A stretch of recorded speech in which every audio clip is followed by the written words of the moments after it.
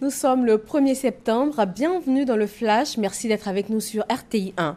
C'est fait, il est installé, Akinwumi Adesina a pris officiellement fonction à la tête du groupe de la BAD, Banque africaine de développement.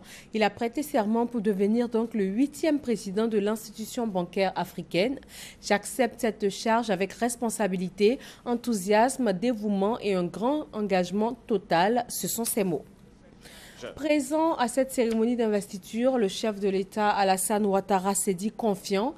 Il a foi en la volonté du nouveau président de la BAD d'aider l'Afrique à relever les défis qui se présentent. Un extrait de son intervention.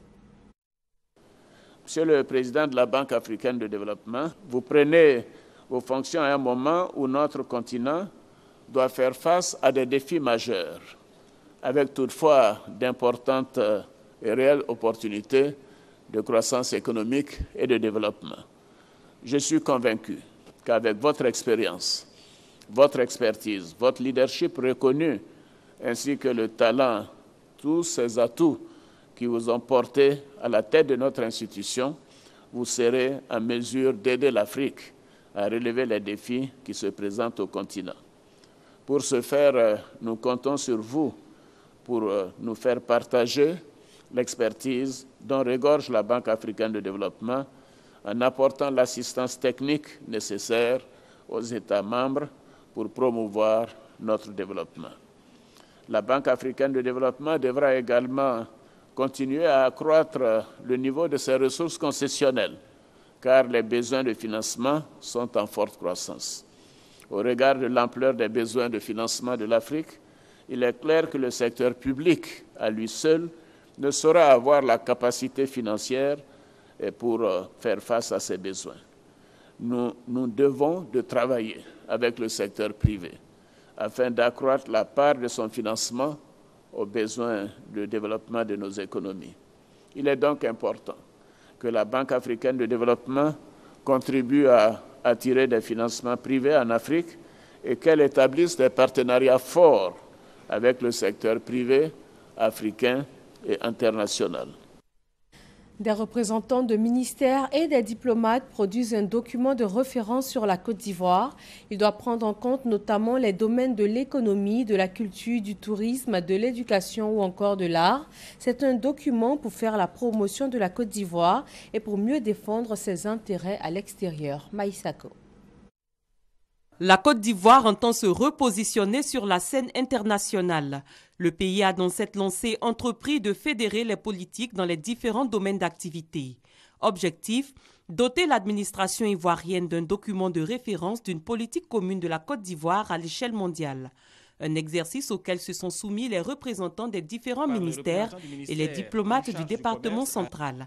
Les travaux ont débouché sur des propositions en vue de renforcer ce document. Rendre le document inclusif en l'étendant à tous les ministères et éventuellement aux institutions étatiques et para-étatiques. Il s'agit de veiller à une mise à jour régulière du document tous les 2 ans pour une information juste des destinataires. Il s'agit enfin de prévoir la prise en charge financière des rééditions du document. Impulser le rayonnement de la Côte d'Ivoire dans le monde par la mise en œuvre d'une diplomatie crédible et plus forte, c'est ce que vise le ministère d'État, ministère des Affaires étrangères. Ce but ne saurait être atteint sans l'élaboration du document de référence.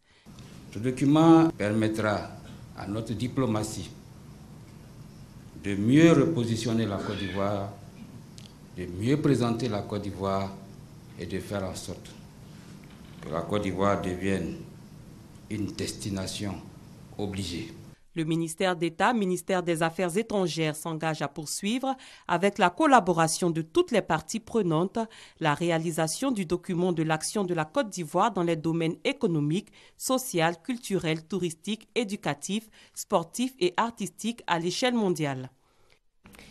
Ce mardi enregistre la baisse du prix à la pompe du super sans plomb et du gasoil, moins 35 francs CFA sur le litre, une nouvelle bien évidemment accueillie avec satisfaction par les automobilistes. Pour freiner la propagation de la grippe aviaire, la FAO, Organisation des Nations Unies pour l'alimentation et l'agriculture, apporte son aide à la Côte d'Ivoire. Un projet d'assistance d'urgence est mis en place avec une enveloppe de plus de 250 millions de nos francs accordés au pays. Selon certaines firmes internationales, la consommation de l'huile de palme serait à l'origine de l'obésité et de certaines maladies. Archifo, répondent les experts du FIRCA, Fonds interprofessionnel pour la recherche et le conseil agricole. Ces experts travaillent donc sur une stratégie de communication pour vendre les bienfaits de l'huile de palme au niveau national et international. Et c'est tout pour ce Flash Info. Vous pouvez aussi nous retrouver sur les www.rti.ci. Rendez-vous à 20h pour un nouveau point de l'actualité sur RTI 1.